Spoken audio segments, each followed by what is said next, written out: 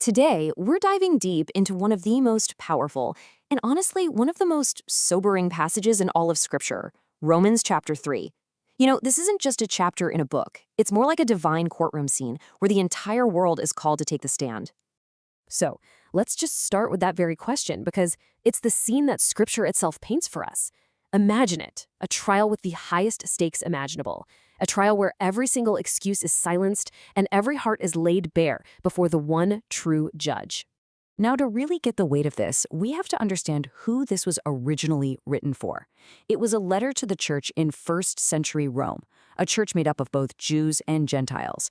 And these were two groups who had very different ideas about where they stood with God. And this is where the argument gets really interesting.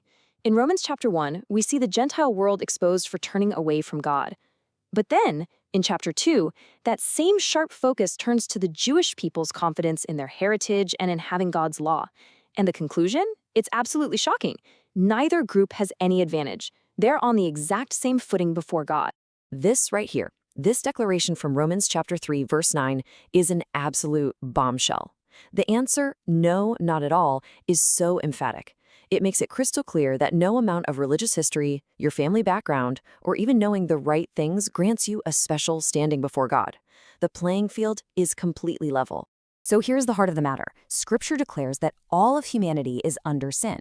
And this is such a crucial concept to get. It doesn't just mean we mess up sometimes or that we commit sinful acts. It means we are born under the dominion of sin.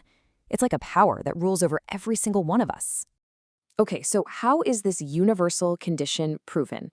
Well, it's not based on human opinion. No, the ultimate witness is called to the stand, Scripture itself. And what comes next is this devastating, rapid-fire chain of quotes from the Old Testament acting as God's own indictment against all humanity. The indictment kicks off in Romans chapter 3, verse 10, and the language here is just absolute. Not a single person, based on their own merit, can be called righteous in God's eyes. And that phrase, no, not one, just slams the door on any possible exceptions you might think of. And the testimony continues in verse 11. It moves from what we do on the outside to what's going on inside. The problem isn't just our actions, it's that our minds are darkened and our hearts, on their own, they just don't seek after God.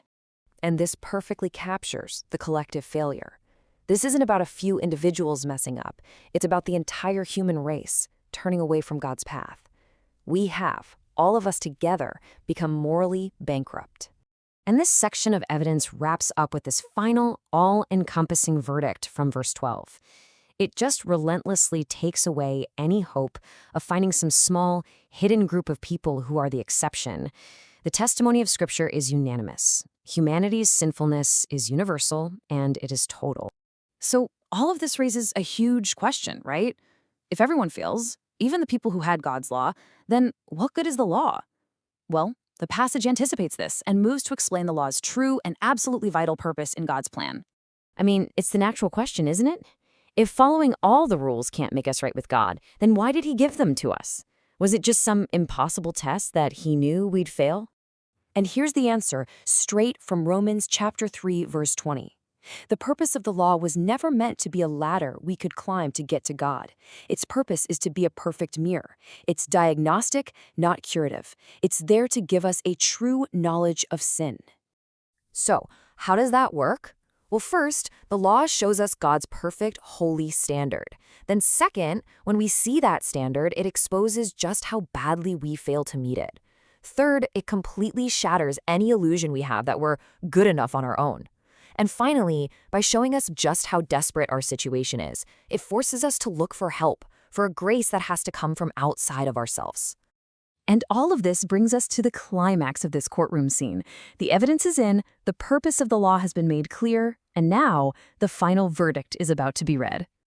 And there it is, from Romans chapter 3, verse 19. The whole point of this mountain of evidence is to silence every argument, every excuse, every single attempt we might make to defend ourselves.